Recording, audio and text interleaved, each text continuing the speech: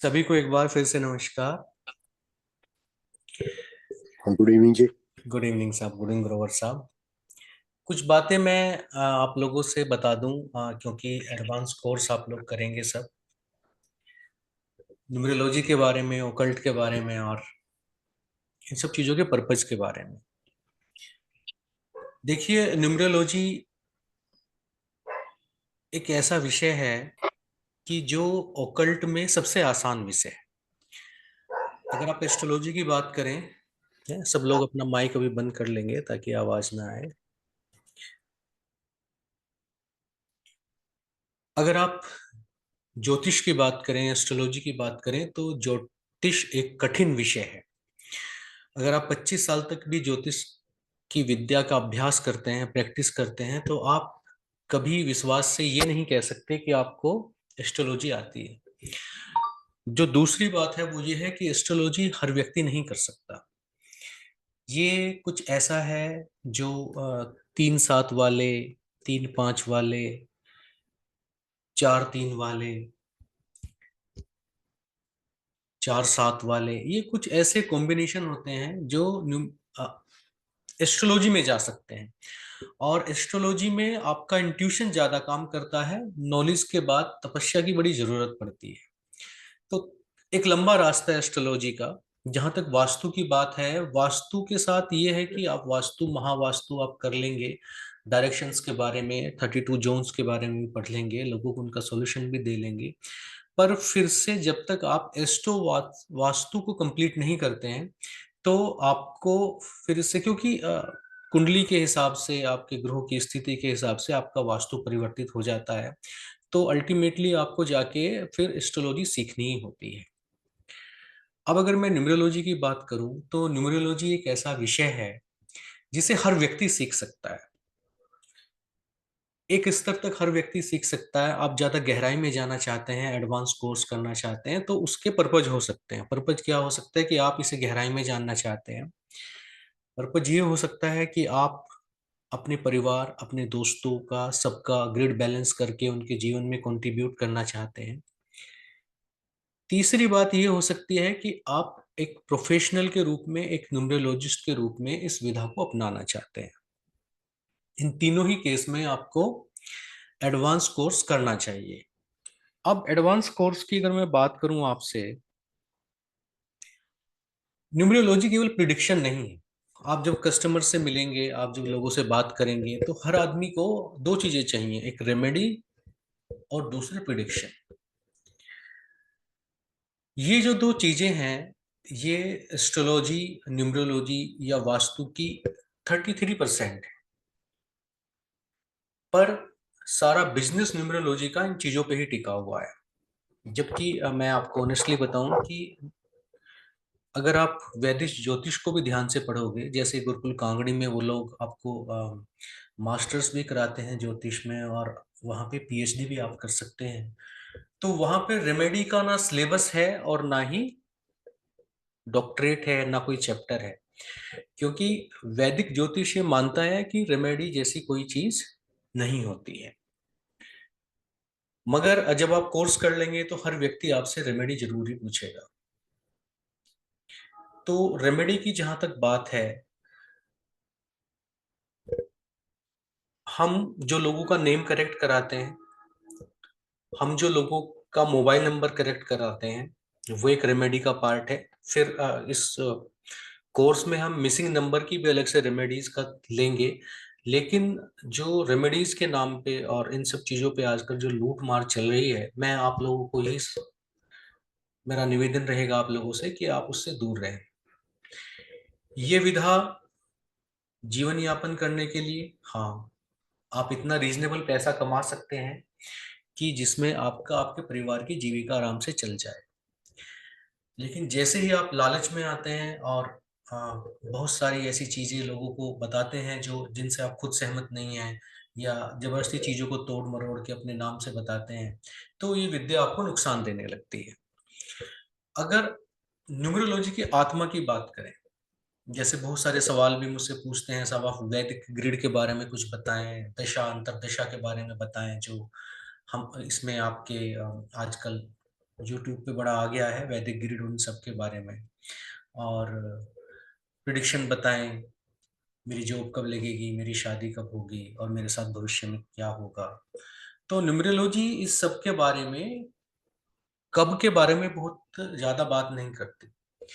तो जैसे आजकल एक फैशन चल गया है कि न्यूमरोलॉजी को हम समकक्ष खड़ा करेंगे एस्ट्रोलॉजी की, और जो चीजें आप युति की बात करें, योग की बात करें, दशा अंतरदशा पर्यंत दशा की बात करें, ये सारी चीजें न्यूमरोलॉजी को जबरदस्ती एस्ट्रोलॉजी के साथ खड़ी करने के लिए लोग करते हैं।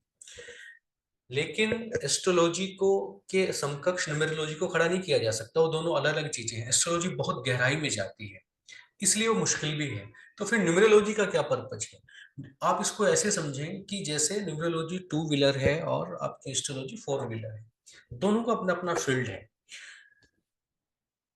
टू व्हीलर को आप ऐसी जगह लेकर जा सकते हैं जहां आपकी कार नहीं जाएगी, ट्रैफिक जैम का आपके ऊपर फर्क नहीं पड़ेगा। अगर आपको बहुत नजदीक जाना है तो आप टू व्हीलर से जाएंगे। तो न्यूमरोलॉजी जो है आपका, वो बड़ा रेडीमेड सॉल्यूशन देती है किसी भी चीज का, और रेडीमेड देती है और इफेक्टिव सॉल्यूशन देती है। और कोई भी व्यक्ति, चाहे उसने किसी भी प्रकार की पढ़ाई करी हो या ना करी हो, न्यूमरोलॉजी सीख सकता है।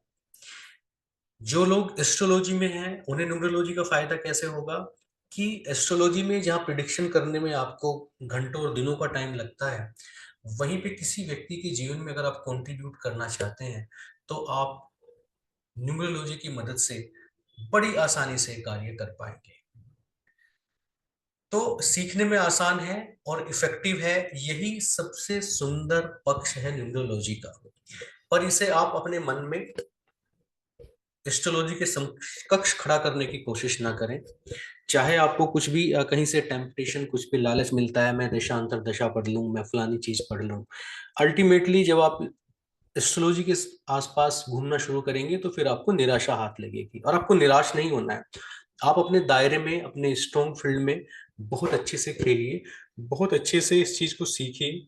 और सीखने के बाद आप अगर इसे एक प्रोफेशन के रूप में अपनाना चाहते हैं,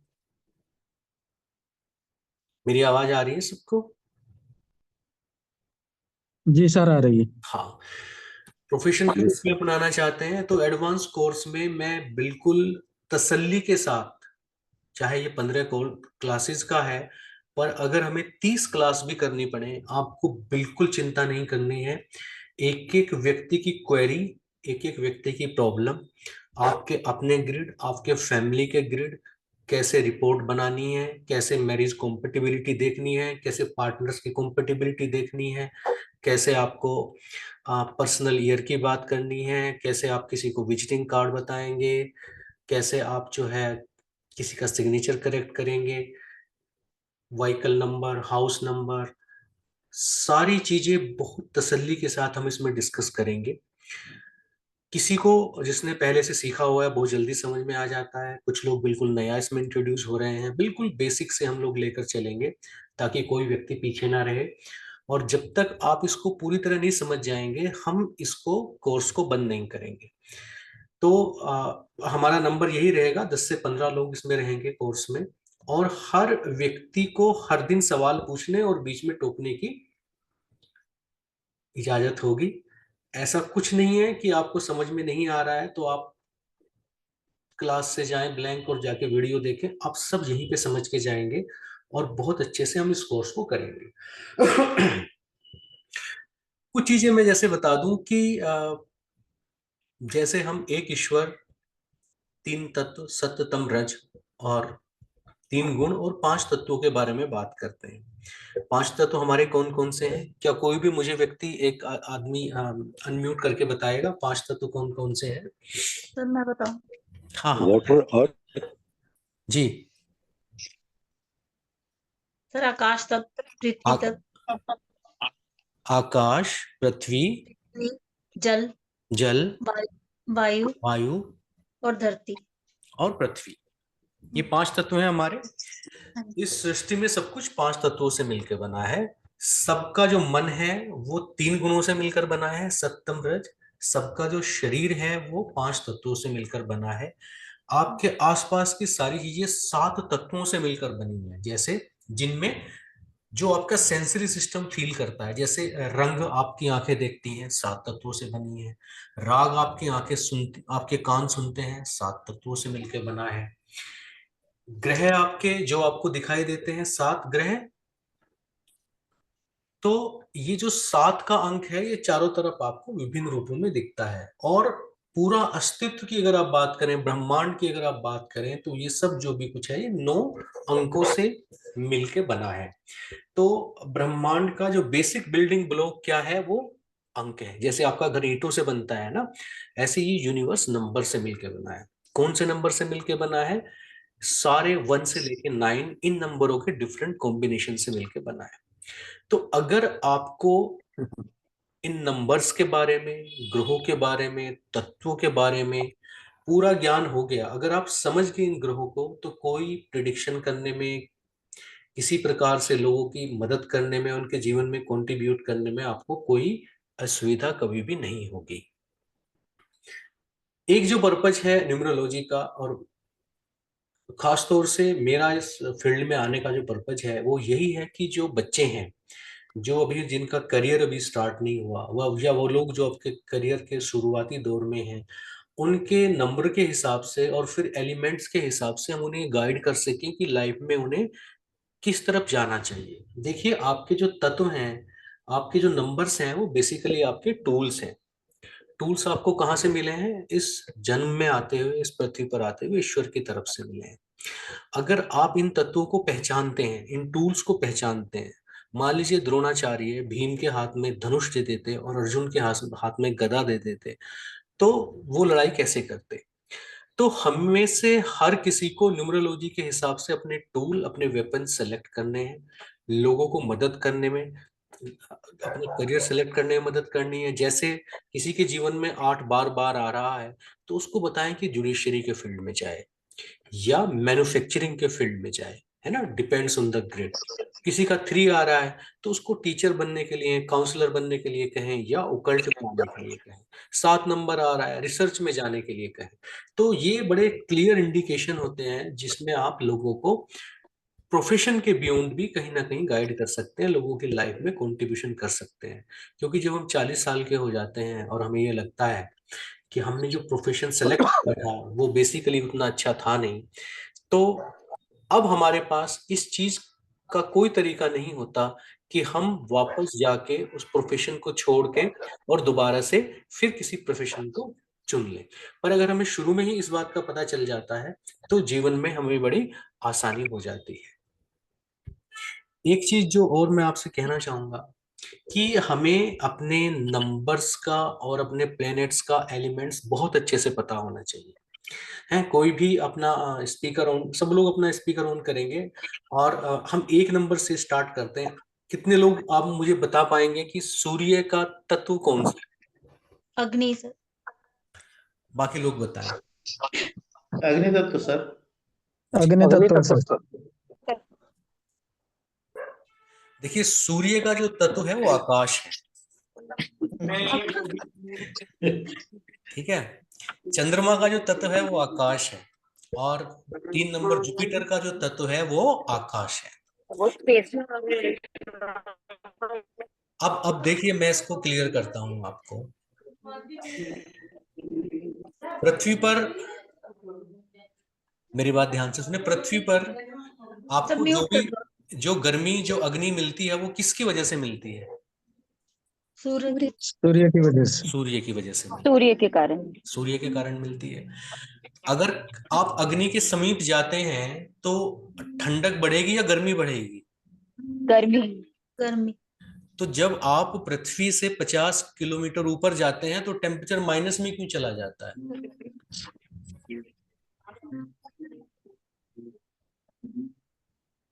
एटमॉस्फेयर की वजह से सर। नहीं, एटमोस्फेयर, तो इसका मतलब गर्मी एटमोस्फेयर की वजह से है या सन की वजह से है? सन की वजह से सर। सन की। तो फिर सन के पास जाने से आपको गर्मी ज्यादा लगनी चाहिए। अगर आप आग की तरफ जाएंगे, तो आपको ठंडा महसूस होगा कि गर्म महसूस होगा? गरम गरम तो फिर 2 किलोमीटर ऊपर जहाँ हवाई जहाज उड़ता है टेम्परेचर माइनस में क्यों चला जाता है? सर आपको बादलों की वजह से। क्योंकि सर रेस को सोखती है पृथ्वी। हाँ, अब आप बिल्कुल सही बात पकड़ रही हैं। क्योंकि पृथ्वी रेज सोखती है इसलिए पृथ्वी गर्म हो गई है, जी इसलिए सर। उसका तत्व अग्नि हो गया है। ठीक है, तो अग्नि किसका तत्व हुआ? अग्नि मंगल का तत्व हुआ। अग्नि किसका तत्व हुआ? मंगल। मंगल का मंगल का तत्व हुआ। तो सूर्य का तत्व क्या है? आकाश है। चंद्रमा का तत्व क्या है? आकाश है। बृहस्पति। आकाश। अच्छा, कोई मुझे बताएगा सूर्य का टेम्परेचर कितना है? सर चंद्रमा का आकाश की जल से कनेक्ट करते हैं कि वाटर एलिमेंट बोलते हैं। हाँ हाँ, मैं आऊंगा, सारी चीजें बताऊंगा, आपको क्लियर करूंगा। आपको क्या लगता है सूर्य का टेम्परेचर कितना है? क्योंकि हाँ बहुत सर, हाई। चंद्रमा तो हमेशा जल तत्व ही कहते हैं सर। हाँ हाँ, जल पे भी आएंगे, अभी अग्नि पे भी आएंगे, चिंता न करें आप। अभी क्लास खत्म नहीं हो रही है। तो आप बताएं सूर्य का टेम्परेचर कितना है? बहुत हाई होगा सर, वेरी कितना हाई। होगा? गूगल पे डाल के देखिए। नहीं नहीं सर, सर तो याद नहीं आ रहा, टच काफी टाइम हो गया छूटे हुए, बट ये बता सकते हैं कि 10 लाख गुना ज्यादा बड़ा है पृथ्वी से। चलिए आपको एक बात बताओ, सूर्य का कोई टेम्परेचर नहीं है। Okay sir. टेम्परेचर नहीं। जो साइंटिस्ट आपको बोलते हैं, जो लोग आपको बोलते हैं सूर्य का टेम्परेचर नहीं बोलते, वो बोलते हैं कि अगर सूर्य पृथ्वी के बिल्कुल नजदीक हो तो पृथ्वी का टेम्परेचर कितना हो जाएगा? 5400 बहुत है। केल्विन। ठीक है, देखिए सूर्य, आप इस चीज को समझें, अगर आप पिछले 3 करोड़ साल से लगातार सूर्य की किरणें पृथ्वी पे पड़ रही हैं, अगर मैं एक एक बूंद पानी 3.5 करोड़ साल तक डालूं तो इतना पानी इकट्ठा हो जाएगा कि उसमें आदमी डूब सकता है। और वो जो बूंद बूंद पानी गिर रहा है या गंगोत्री आ रही है, इसका मतलब ये थोड़े कि वो डूबने के लिए खतरनाक है। आपको अग्नि इसलिए मिलती है क्योंकि आपने 3 करोड़ सालों से पृथ्वी के वायुमंडल में सूर्य की किरणों को इकट्ठा किया है। समझ रहे हैं मेरी बात? तो सूर्य का तत्व क्या है? सर एक बार और फिर से एक्सप्लेन करेंगे क्या सर? हाँ, फिर से एक्सप्लेन करता हूं कि पिछले 3 करोड़ सालों से सूर्य की किरणें पृथ्वी पर पड़ रही है, पृथ्वी उनको एब्जॉर्ब कर रही है, इसलिए वायुमंडल की वजह से हमें यहाँ गर्मी महसूस होती है। ठीक है, अब जो दूसरी बात मैं बताने चला हूं, इसे बहुत ध्यान से सीखना, बहुत ध्यान से समझना है। जब भी कोई आपसे पूछे कि किसी भी ग्रह का एलिमेंट कौन सा है, तो आपको हमेशा ये याद रखना है कि कोई भी ग्रह, 1 से लेकर 9 तक जितने भी ग्रह हैं, जितने भी नंबर हैं, उनमें से किसी का भी एक एलिमेंट नहीं होता। ठीक है, उनके 2 एलिमेंट होंगे, एक प्राइमरी एलिमेंट, एक सेकेंडरी एलिमेंट। ठीक है, तो सूर्य का प्राइमरी एलिमेंट क्या है? आकाश। सूर्य का दूसरा एलिमेंट क्या है? पृथ्वी से। सूर्य का दूसरा एलिमेंट क्या है? Sir fire. हाँ, सूर्य का दूसरा एलिमेंट है तेजस, जिसको कहा गया है तेज। आपने वो लाइटें देखी हैं जो रोशनी बहुत देती हैं और गर्मी कम देती हैं?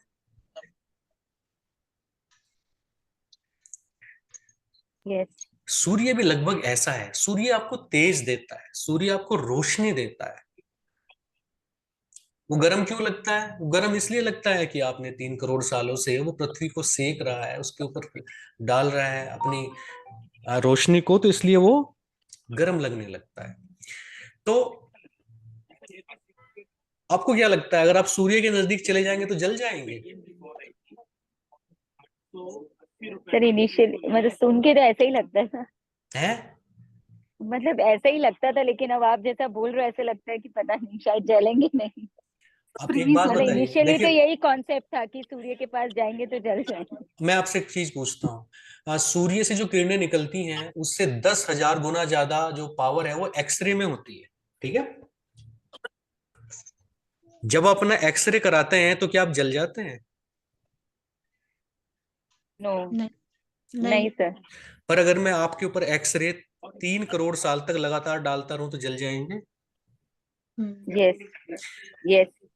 तो सूर्य से आप कब जलेंगे? सूर्य से आप तब जलेंगे जब आपके पीछे पृथ्वी होगी। पृथ्वी क्या करेगी? सूर्य की किरणों को इकट्ठा करेगी और आपके शरीर को गर्म कर देगी, जला देगी। ठीक है। अगर आप 50,000 किलोमीटर भी ऊपर चले जाएं तो भी आपको टेम्परेचर -100 -50 मिलेगा। टेम्परेचर सूर्य से नहीं होता, टेम्परेचर सतह से होता है। वो सतह मंगल की हो, पृथ्वी की हो, चांद की हो, किसी भी चीज की हो, वहां से टेम्परेचर आता है। सर इसीलिए हनुमान जी इनके पास सूर्य नारायण के पास आसानी से चले गए थे क्या बचपन में? हाँ, देखिए कितनी साइंटिफिक बात इसलिए है। वो लोग साइंस को किस हद तक जानते थे। अगर आप उसके पास भी चले जाएंगे, उसको निगल भी जाएंगे तो भी आपको कुछ नहीं होगा। अगर एक्सरे, अरे इतनी सारी चीजें आपकी वायुमंडल में घूम रही हैं, मोबाइल के इतने सिग्नल घूम रहे हैं, आपको क्या फर्क पड़ता है? पर अगर सतह आपके पीछे है, अगर किसी वजह से आपके पीछे कोई भी बाउंड्री आ गई, चाहे वो मंगल की हो, पृथ्वी की हो, तो वो गर्म होनी शुरू हो जाती है। अब जैसे चंद्रमा है, चंद्रमा का टेम्परेचर कितना होता है? 200 डिग्री सेल्सियस। जहां पे सूर्य की रोशनी पड़ती है वहां पे चंद्रमा का टेम्परेचर कितना होता है? 200 डिग्री। सूर्य का तो कोई टेम्परेचर नहीं होता, तो चंद्रमा बेसिकली क्या है? गर्म है।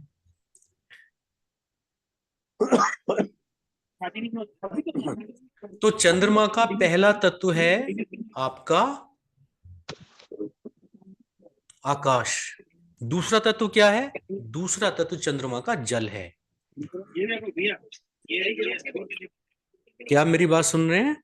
हाँ जी। हाँ जी चंद्रमा का सर। दूसरा तत्व जल है। अब चंद्रमा पे क्योंकि वायुमंडल नहीं है, तो वो जितनी जल्दी गर्म होता है उतनी जल्दी ठंडा भी ठंडा हो जाता है। हो जाता है। चंद्रमा 27.5 दिन में पृथ्वी का पूरा चक्कर कर लेता है। तो चंद्रमा गति का प्रतीक भी है, 2 नंबर गति का प्रतीक भी है, जल्दी से चेंज होने का प्रतीक भी है। अच्छा, 3 नंबर की बात करते हैं। 3 नंबर क्या है? जुपिटर। जुपिटर का प्राइमरी एलिमेंट बताएं क्या होता है? स्पेस। स्पेस, आकाश तत्व। है ना? आकाश, स्पेस। स्पेस, स्पेस हो गया, है ना, जिसे आप ईथर कहते हैं, आकाश कहते हैं। दूसरा तत्व बताएंगे क्या है?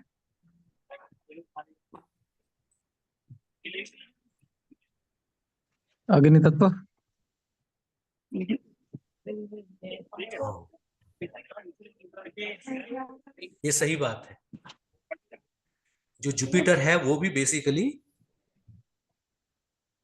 अग्नि तत्व की श्रेणी में आता है। पर अगर आप एस्ट्रोलॉजी पढ़ेंगे और उसके बाद भी कफित्वात पूरा आयुर्वेद पढ़ेंगे, और एस्ट्रोलॉजी में ये भी आपको पता चलता है कि आपके शरीर पे जो फैट होता है उसका प्रतीक भी जुपिटर होता है। तो जुपिटर का जो दूसरा एलिमेंट आता है वो पृथ्वी आता सर अर्थ एलिमेंट। है। अर्थ एलिमेंट है।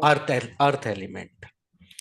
तो जुपिटर से प्रभावित जो भी लोग होंगे उनको जो है जल्दी जल्दी सर्दी हो जाता है। उन लोगों को शरीर थोड़ा भारी होता है। उनका जो है वेस्ट के आसपास बहुत सारा वेट जो है वेट गेन हो जाता है उम्र बढ़ने के साथ। क्योंकि जुपिटर का जो दूसरा एलिमेंट है वो आपका क्या है? अर्थ है। ऐसे जब आप, जिनकी कुंडली में जुपिटर और वीनस एक साथ बैठा होता है, 3 और 6 दिन का इकट्ठा होता है, उन लोगों को डायबिटीज भी जल्दी होता है। तो किसी भी प्लेनेट का जो एलिमेंट है वो सिंगल नहीं होता है। ठीक है। अब 4 नंबर किसका प्रतीक होता है? सर आपने शुगर के लिए क्या बोला सर अभी? बताएंगे, तसल्ली से बताएंगे। अभी तो इंट्रोडक्टरी क्लास कर रहे हैं, चिंता ना करें। राहु। अच्छा, हाँ, 4 नंबर किसका होता है? राहु का होता है। राहु का राहु एलिमेंट का। बताएं। वायु तत्व। हाँ, प्राइमरी जो एलिमेंट राहु का है वो कौन सा है? वायु तत्व है। बिल्कुल सही। दूसरा एलिमेंट बताएं क्या है राहु का? जल। आकाश। तो और वाटर बताएं, क्या? और बताएं। वुड वुड सुना है सर। हाँ, सर वो हमें तो आज पता चला है 2 तत्व होते हैं, एक प्राइमरी और एक सेकेंडरी। फर्स्ट टाइम सुना है, राइट आपने राइट। बताया। आप देखे सबके दो दो होते हैं। पूनम जी बिल्कुल सही बोल रही है सर, पहली बार सुन रहे हैं सब। आपको पता है नेचर प्राइमरी में ना, पता था। नेचर में सिंगुलरिटी तो है ही नहीं। नेचर में हाइड्रोजन और ऑक्सीजन जहां मिलते हैं पानी बना लेते हैं। तो सिंगल सिंगल चीजें नहीं मिलती, प्योर चीजें नहीं मिलती। आप 24 कैरेट का अंगूठी नहीं बना सकते। अगर जी आपको सर, कुछ बिल्कुल। ऑर्नामेंट बनाना है तो मिक्सिंग होती है। सिंगल सिंगल यहाँ पे कुछ भी नहीं है, चांदी में सर ऐसा ही है, कुछ मिलाना पड़ता कुछ है। मिलाना पड़ता है। अगर जब लोग कुंडली देखने बैठते हैं तो बहुत सारी किताबें मिलेंगी ना जो प्लेनेट के हिसाब से प्रिडिक्शन करने लगती हैं, पर कुंडली में प्लेनेट कुछ नहीं होता है। कुंडली में अगर कहीं हाइड्रोजन और ऑक्सीजन बैठा हुआ है तो आप हाइड्रोजन ऑक्सीजन करते रहिए, वो तो वाटर के सारे जो है गुण आएंगे उसमें। तो कुंडली में भी सारे जो गुण आते हैं, तत्वों जो भी आते हैं आपके प्लेनेट्स के योग के आते हैं। दो प्लेनेट मिलके तीसरा चीज बना देते हैं। ठीक है। तो राहु का प्राइमरी एलिमेंट क्या है? एयर है। राहु का सेकेंडरी एलिमेंट क्या है? सर आप बताओ। वाटर है। सर प्राइमरी एलिमेंट क्या है सर? अच्छा, पांचवा पांचवा अंक पांचवा कौन सा होता है? फिफ्थ कौन एलिमेंट को, ये फिफ्थ नंबर किसका होता है? बुध। सर बुध। बुध का। बुध का। चलिए, बुध बुध का। का प्राइमरी एलिमेंट बताएं क्या होता है? मर्क्यूरी। मरकरी का। मरकरी का मेटल है अर्थ सर। होता है सर। अर्थ। बिल्कुल सही, पृथ्वी बहुत तत्व, बढ़िया। पृथ्वी। पृथ्वी होता पृथ्वी है। तत्व। बहुत बढ़िया, हाँ, बहुत बढ़िया। पृथ्वी। सेकेंडरी एलिमेंट क्या होता है? जल तत्व। नहीं, नहीं। वायु। वायु तत्व होता है। वायु। मरकरी जब छठे घर में होता है, पृथ्वी होता है कुंडली के, और तीसरे घर में वायु होता है।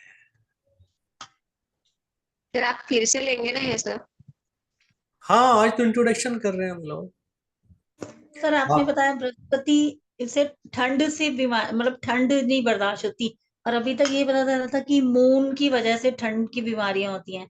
आपने बोला बृहस्पति से होती है, एक तो मांस जैसे कमर के पास बढ़ जाता है, और ठंड से होने वाली बीमारियां भी बृहस्पति की वजह से होती हैं। आपको मैं बताऊं कि कई बार ठंड की बीमारी शरीर में गर्मी बढ़ने से भी होती है।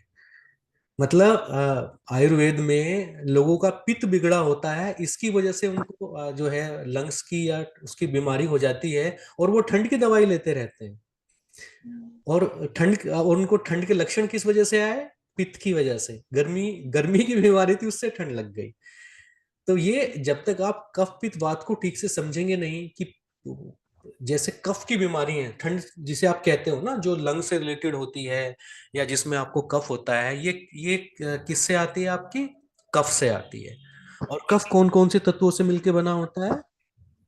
जल और पृथ्वी से मिलकर बना होता है। इसीलिए जिनकी कफ की प्रकृति है उनको मट्ठा और बाकी ठंडी चीजें नहीं लेनी चाहिए। तो कफ कहाँ से आता है? कफ बृहस्पति से आता है। इसलिए फेफड़ों का, ऑक्सीजन का, सबका जिम्मेदार कुंडली में किसको मानते हैं? बृहस्पति। बृहस्पति को। सर अस्थमा भी जो होता है। अस्थमा। सर आयुर्वेद में कफ को मीठा बताया गया, पित्त को कड़वा बताया गया, और हाँ, वायु को रुक्ष बताया गया। हाँ। जब आप सुबह सो के उठते हैं तो अपने मुंह के जो टेस्ट होता है आपकी जीभ का, उससे बता सकते हैं आप में त्रिदोष में कौन सा तत्व ज्यादा हो गया है। जी जी जी सर।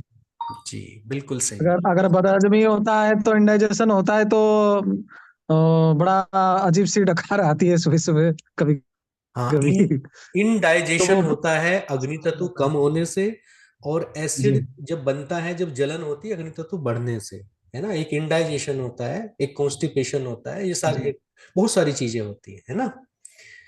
तो जी आपको सारे ग्रहों के तत्व जितने अच्छे से पता होंगे, ग्रहों के गुणधर्म जितने अच्छे से पता होंगे, न्यूमरोलॉजी आप उतनी अच्छे से कर सकते हैं, और एस्ट्रोलॉजी का बेस उतना ही अच्छा बनेगा आपका। तो अब आते हैं आपके सर एक और बात, राहु का वाटर कैसे हुआ है वो नहीं समझ में आया। राहु बेसिकली क्या है? एक फेमिनिन प्लेनेट है। जी सर। तो फेमिनिन प्लेनेट होने से एयर तो उसका एलिमेंट है ही, प्राइमरी एलिमेंट। ओके। तो सेकंड एलिमेंट उसका आपका जल की तरफ जाता है। हालांकि राहु केतु का सेकेंडरी एलिमेंट उतना इफेक्टिव नहीं होता क्योंकि उनका शरीर नहीं होता है ना, पर क्योंकि एक एलिमेंट के साथ कोई है ही नहीं, उसका प्राइमरी एलिमेंट तो निश्चित रूप से वायु ही है। दोनों का ही। वैसे केतु का फायर है ना? मैं केतु की बात अभी नहीं कर रहे, अभी राहु की बात करेंगे। अभी 6 नंबर पे आते हैं 6 नंबर की अगर आप बात करें तो 6 नंबर पे कौन है? शुक्र। शुक्र है। शुक्र का प्राइमरी शुक्र। एलिमेंट बताएं। तो नहीं पता। सर अग्नि तत्व कह सकते हैं। शुक्र का प्राइमरी एलिमेंट बताएं। मैं तो कंफ्यूज ही हो गई हूँ। और नहीं, कंफ्यूजन तो दूर करना है। क्योंकि मैं तो कुछ और ही पढ़ा हुआ था और ये तो कुछ अलग ही कहानी हो रही है, तो मैं बता ये बोलूंगी। जो आपने पढ़ा है उसमें कहाँ गड़बड़ हुई है अभी तक? नहीं मतलब अब एक नया कॉन्सेप्ट मिल रहा है ना समझने के लिए, एक नई सर चीज समझने शुक्र के लिए। फीमेल हो सकता है तो फिर जल भी आ सकता है। हाँ, शुक्र का पहला एलिमेंट जल है ना, क्योंकि जब आप शुक्र की बात करते हैं तो वो बेसिकली जो भी गाढ़े द्रव्य होते हैं ना उनको शुक्र बोलते हैं। जो चीज गाढ़ी है और बहती है वो सारी शुक्र के प्रतीक होते हैं। आपके शरीर में जो फैट होता है वो भी शुक्र का प्रतीक होता है। तो शुक्र का सबसे पहला एलिमेंट कौन सा होगा? जल होगा। वैसे भी शुक्र जो है वो चंद्रमा से जल। डिसेंड हुआ है। तो पहला एलिमेंट हो गया जी सर।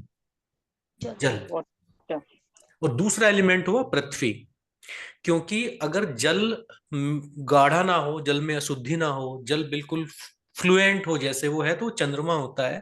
पर जैसे ही आप उसमें पृथ्वी तत्व मिलाते हैं, चाहे वो कीचड़ बन जाए, चाहे वो गोंद बन जाए, वो शहद बन जाए, वो शुक्र बन जाए, वो रज बन जाए, शरीर के वो सारे तत्व जो बहुत धीरे धीरे फ्लो करते हैं और चिपचिपे होते हैं, वो सारे किसकी श्रेणी में आते हैं? शुक्र की श्रेणी में आते शुक्र। हैं, शुक्र में आते हैं। तो जैसे अभी किसी ने अग्नि तत्व कहा तो थोड़ी सी गर्मी जो मिलती है उसमें आपको शुक्र में, वो पृथ्वी तत्व की ही सूर्य से संबंध होने की वजह से मिलती है। बाकी आपके जो प्रकृति उनकी गर्म जरूर होती है, लेकिन जो तत्व होते हैं आपके वो हमेशा जल और पृथ्वी होते हैं। जल। जी सर। प्राइमरी जल, सेकेंडरी पृथ्वी। अब आते हैं केतु के ऊपर। केतु का बताएं प्राइमरी एलिमेंट क्या होता है? फायर। फायर होता है, बिल्कुल सही, हाँ, फायर होता है। और सेकेंडरी एलिमेंट तत्व होगा। पृथ्वी तत्व होता है। ठीक है, इसलिए पृथ्वी पर रेंगने वाले नुकीली चीजें, पृथ्वी के नीचे रहने वाली चीजें, गर्भ में रहने वाली चीजें, सभी किस चीज की प्रतीक होती हैं? केतु की प्रतीक होती है। केतु की। जो पाताल में छुपी हुई चीजें हैं, जो दिख नहीं रही हैं, जो धीरे धीरे रिसर्च कर रही हैं, वो सारी चीजें आपकी केतु की होती है। तो प्राइमरी एलिमेंट केतु का होता है फायर, सेकेंडरी होता है अर्थ। अब आएंगे किस पे? सैटर्न। 8 नंबर पे शनि पे आते हैं। शनि का पहला तत्व बताएं। वायु तत्व। एयर। हाँ, शनि का पहला तत्व वायु तत्व है। तो जितनी भी वायु संबंधी बीमारियां होती हैं शरीर में, ऑर्थराइटिस से लेके और आपकी जो भी डिसीज, वात रोग जितने भी होते हैं वो सारे, आयुर्वेद में सर 80 प्रकार बात बताया गया है। हाँ, इस प्रकार का बात, वो सब का सब आपका कहीं ना कहीं शनि से संबंधित होता है। तो शनि का जो पहला तत्व हुआ वो क्या हुआ? वायु तत्व। वायु तत्व। और दूसरा तत्व क्या होगा? पृथ्वी। पृथ्वी तत्व होगा। जुड़ा हुआ है ना। हाँ, ठीक है। अब अंतिम तत्व, अंतिम कौन सा बचा? मंगल। मंगल। 9 मंगल। नंबर। प्रथम तत्व क्या है? अग्नि फायर। तत्व। फायर। जिसे आप फायर कहते हैं वो मंगल है। जिसे आप जंगल की आग कहते हैं वो मंगल है। मंगल। आपने देखिए, आग की क्या पहचान होती है, मंगल की क्या पहचान होती है? मंगल की पहचान ये होती है कि आप जितना उससे दूर जाएंगे आपको तपिश कम लगेगी, जितना नजदीक आएंगे तो ज्यादा लगेगी। और दूसरी उसकी पहचान ये है कि फायर को कंट्रोल नहीं किया जा सकता। जैसे कहीं पे अगर आग लग गई तो वो एक्सपोनेंशियली बढ़ती जाती है, अग्नि तो बढ़ता जाता है, उसे कंट्रोल करना बहुत मुश्किल होता है। जबकि आप सूर्य को अगर देखें तो अगर मैं आपसे कहूं कि आज से 1000 साल बाद इस तारीख को सूर्य की जो आपको पृथ्वी पर ऊर्जा महसूस होगी किसी जगह पे, वो कितनी होगी? हिमालय पर्वत पे अलग होगी, मानसरोवर पे अलग होगी, रेगिस्तान में अलग होगी, यूरोप में अलग होगी, मसूरी में अलग होगी, पर आप बता सकते हैं ना कितनी होगी? प्रिडिक्टेबल है, हर समय बता सकते हैं, कोई भी बता सकता है 1000 साल पहले फलाने दिन कितनी थी और इतने दिन 1000 साल बाद कितनी होगी। ये जो प्रिडिक्शन है ये आकाश तत्व से आता है, क्योंकि अग्नि कभी भी कंट्रोल में किसी के नहीं होती। आप पृथ्वी तत्व डाल के उसको बुझा सकते हैं, आप जल तत्व डाल के उसको बुझा सकते हैं, आप वायु को विड्रॉ करके उसको बुझा सकते हैं। तो जो अग्नि है उसको कंट्रोल में नहीं किया जा सकता। तो मंगल का पहला तत्व कौन सा हुआ? अग्नि तत्व। अग्नि तत्व। और मंगल का दूसरा तत्व क्या है? वायु। एयर। बताएं, बाकी लोग बताएं अपना। अर्थ, पृथ्वी। पृथ्वी तत्व है। पृथ्वी, अग्नि का सूर्य की किरणें जैसे पृथ्वी को छुएंगी मंगल का निर्माण होगा। बहुत बेसिक बात बता रहा हूं। सूर्य की किरणें करोड़ों मीलों तक चलती रहें, अगर उसे पृथ्वी तत्व नहीं मिलता तो वो अग्नि में कन्वर्ट नहीं नहीं होगी। होगी। सेकेंडरी एलिमेंट है सन का। तो जब भी आपको एक नंबर की बात करनी है, जब भी किसी व्यक्ति का एक नंबर अगर वो है, तो ये आदमी आपको अग्नि तत्व का व्यक्ति नहीं मिलेगा, ये सत्य के लिए खड़ा होने वाला लीडर होगा। जब भी आपको 9 नंबर का व्यक्ति मिलेगा, ये गुस्से वाला अग्नि वाला व्यक्ति आपको मिलेगा। जिस व्यक्ति के ग्रिड में 1 2 3 तीनों नंबर होंगे, तीनों आकाश के प्राइमरी एलिमेंट होंगे, ये व्यक्ति निश्चित रूप से सत तत्व का होगा। ये डिपेंड करता है कि सर ग्रिड में, सर ग्रिड में होंगे आप बोल रहे हैं ना, 1 2 3 ग्रिड में होंगे। ग्रिड में या उसकी डेट ऑफ बर्थ में, ऑफ कोर्स ग्रिड में बोल रहा हूं। ओके। तो अगर 1 हाँ। 2 3 है, तीनों आकाश तत्व हैं, तो ईमानदार होगा, केयरिंग होगा, बलिदान करने वाला होगा। 7 8 9 अगर हैं तीनों, सबसे पहले अपना देखेगा, अपना फायदा होगा तभी उस काम को करेगा। दूसरे का हो जाए बहुत अच्छी बात है। तमस तत्व एक्टिव होगा वहां पे। तो सबसे पहले हमें क्या समझना है? हमें ग्रहों और तत्वों को जब हम समझ जाएंगे तो सारे प्रिडिक्शन और लोगों के बारे में अंदाजा लगाना हमें आ जाएगा। बाकी जो लोग एडवांस कोर्स करना चाहते हैं और बाद में जुड़े हैं, अगर उनमें से कोई व्यक्ति अपना इंट्रोडक्शन देना चाहता है तो प्लीज बताएं। मैं दीपक ग्रोवर जी। जी सर, जी सर, नमस्कार ग्रोवर साहब। नमस्कार जी। थोड़ा बताएं, मैं तो जानता हूं आपके बारे में, मेरा सौभाग्य है आपसे जुड़ने का है। ग्रुप के नहीं मेंबर्स प्लीज को सर, बताएं प्लीज। अपने बारे में। सर मेरी एज 67 इयर्स की है। जी जी। मैं अंडर ग्रेजुएट हूँ जी, दिल्ली हाँ से, और दिल्ली में बिजनेस करता रहा जी। और आज तक बिजनेस ही कर रहा हूँ जी। अच्छी बात है, बहुत अच्छी बात है। लेकिन मेरी आकांक्षाएं बहुत ज्यादा ऊंची रहीं, लेकिन मैं उन पे उतना सफल नहीं हो पाया।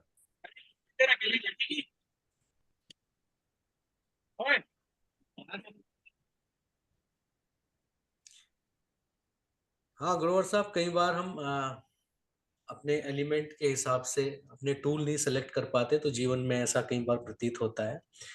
पर दरअसल आपने अपने लिए बहुत ही ऊंचे सिद्धांत बना के रखे हैं। हमारी नजर में तो आप एक बहुत ही सफल व्यक्ति हैं। और कई बार हम अपने लिए जो टारगेट बनाते हैं उन्हें अचीव नहीं कर पाते, तो हमें अपने आप को थोड़ा रिलैक्स करना चाहिए। क्योंकि हाँ जी, हाँ जी, अगर आप भगवान राम का जीवन देखें तो मिन्नतों जी, से तो पैदा होते हैं, और जी, जब अपनी डिग्री पूरी करके आते हैं प्लेसमेंट के टाइम पे उनको वन में भेज दिया जाता है। तो हाँ जी, हाँ जी, जीवन एक त्रासदी सा लगता है। तो जब आप जीवन में सबके लिए सब कुछ करते हैं और पलट के कुछ नहीं मिलता, तो ऐसा नहीं है कि आपका जीवन असफल हो गया। हम एक कार्मिक बैगेज लेके आए हैं सब, तो बैगेज ईश्वर हमसे उतार रहा है, कभी मित्रों के रूप में, कभी परिवार के रूप में, कभी हमारी बीमारियों के रूप में। तो हमेशा आप खुश रहें कि एक और उतर गया, एक और उतर गया, आपकी आत्मा से एक और गिलाफ उतर गया, मन से एक और उतर गया। आप देखें, आप हर दिन प्योर होते जा रहे हैं। तो ये धन्यवाद आपको ना कुंदन और चंदन बना देता है। वो तो आपके विख्यान, आपका ये जो कहना है, ये तो एक, जैसे आपने ये भी कहा था कि आपकी अपनी तपस्या है जो आप ये कोर्स सबके लिए दे रहे हैं। आप अपना जीवन के अंदर कुछ अपने इस जीवन का कुछ मैं समझता हूँ कि एक बहुत बड़ा योगदान कर रहे हैं आप। हाँ, तो आपको इसी ऐसा तरह सर लगता है? हर इंसान, ये बड़ी मेरे लिए प्रसन्नता की बात है कि आप ऐसा समझते हैं, पर मैं अंदर से नहीं समझता बिल्कुल है जी, हूँ कि योगदान आप दे रहे हैं, कि अपना कीमती समय मुझे दे रहे हैं और फीस दे रहे हैं। मतलब मेरे नहीं लिए नहीं तो देखो, मतलब मैं डबल डबल धन्यवाद करता हूँ आप लोगों का। नहीं नहीं नहीं नहीं जी, वो तो ये पैसों का तो कोई वो ही नहीं है जी, इसमें तो जी ये जी। इंसान अपने, और आपका जो जो नेचर है, ये तो कुदरत का दिया हुआ है ना जी।